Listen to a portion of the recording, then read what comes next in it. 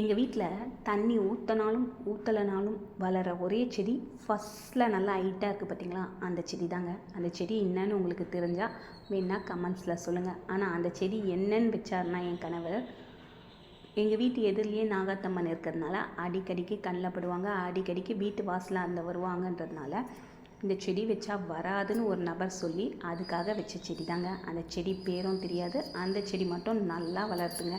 அது எப்போ பார்த்தாலும் நல்லா பூத்து குலுங்குது. ஆனால் அது செடி வச்சா வராதான்றது எனக்கு தெரியாது. ஆனால் அந்த செடி வீட்டில் இருந்தால் வராதுன்னு சொல்லி கேள்விப்பட்டு வச்ச செடி. அடுத்து புதுசாக 2 பேர் வீட்டுக்கு வந்தாங்க. யாருன்னு பார்த்தீங்கன்னா, ஒன்று வந்து மஞ்சள் கனகாமரமும், இன்னொன்று வந்து இருவாச்சியும்.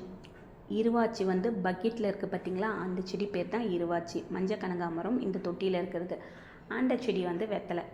இருவாச்சி, மஞ்சள் கனகாமரம், இந்த 2 பூவையும் நீங்கள் பார்த்துருக்கீங்களா? இந்த 2 பூவும் உங்களுக்கு பிடிக்குமான்னு கமெண்ட்ஸில் சொல்லுங்கள். மஞ்சள் கனகாமரம் நான் 2-3 வாட்டி வாங்கி வச்சுருக்கேன். எங்கள் அப்பாவுக்கு மஞ்சள் கனகாமரம்னா ரொம்ப பிடிக்கும்.